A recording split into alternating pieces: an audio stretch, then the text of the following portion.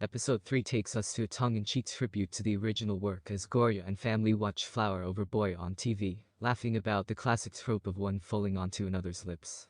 Well, there you go. Hanging with the guys, Time 2 thinks the lip lock could only have been intentional as he giggles to himself. MJ and Kevin tease him about his first kiss, but aren't convinced that Gorya is interested. They're more concerned about getting Time and Ren speaking again as social spreads the news of their falling out. Mira is thinking the same thing as she tries to get Ren to end the stalemate. But he's more curious about Mira's plans for the future. She drops the bomb about wanting to follow her own path. Meanwhile, Gorya is preoccupied with finding Ren to confirm that the kiss with Time was an accident. She resolves to return his handkerchief an excuse to speak with him. But she can't find him in the usual spots. MJ and Kevin catch her loitering and send her in the right direction. Outside Mira's house, Gorya accidentally eavesdrops on Mira and Ren, arguing over her decision to return to France, and observes how upset Ren is. As Mira publicly announces her plans, Gorya's boss suggests that it's an opportunity to get closer to Ren with Mira out of the way. Her head full of Ren, Gorya jumps on the bus to school. Only, she finds that Time has bought out all the seats, likely making others late for work or school as it whizzes along. She's not in the least impressed. As they bicker, a woman in the car behind the bus notices and forces it to stop. She kicks Time to the ground as he tries to run after Gorya. Of course, it's Time's sister Tia, who has just returned to Thailand.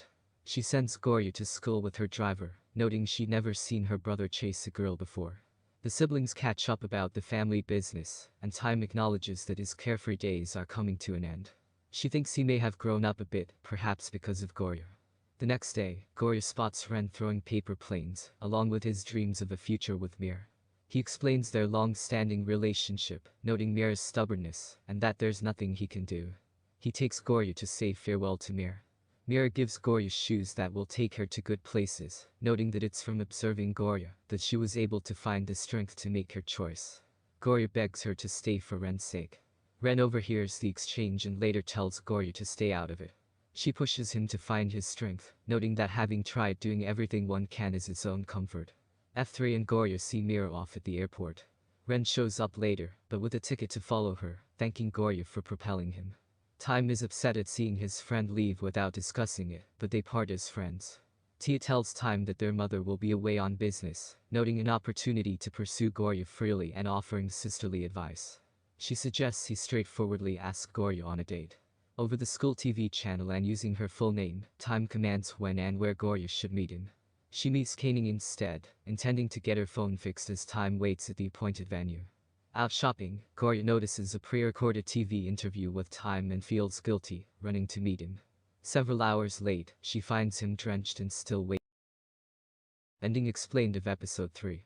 Ren's subtle finding of his paper plane, inscribed with the drawing of Mira, offers a little nod to fate, perhaps proving to Ren that what Gorya said about making an effort was correct. As its own character in much of Asian and other drama, fate plays a role in gloriously making any action or decision feel sanctioned, rather than a dice roll. But as hindsight loves to assert, it's all in the interpretation of the tea leaves. Time, on the other hand, does not seem like a fate follower nor a rule follower, but someone trained military style to take action to prove leadership, likely letting the PR team figure out the spin. The key characteristic of the Time F4 leader role is absolute immaturity and the all-important opportunity to grow with the help of the object of his affection. F4 Thailand is hitting it super hard, but there's a slightly different flavor here. Whereas the character typically embodies a naivety and certainly a temper, here we see a guy that, when he loses his cool, may just cry rather than front. The tearfulness is a little surprising each time. Is it part of the Thai-ness, or just a modern reinterpretation? Well, it's still true to type. It also, at this point, seems like it could potentially become a barrier to a real relationship, that maybe he's more than just immature and spoiled. Or could we interpret it as in touch with his emotions? More room to grow.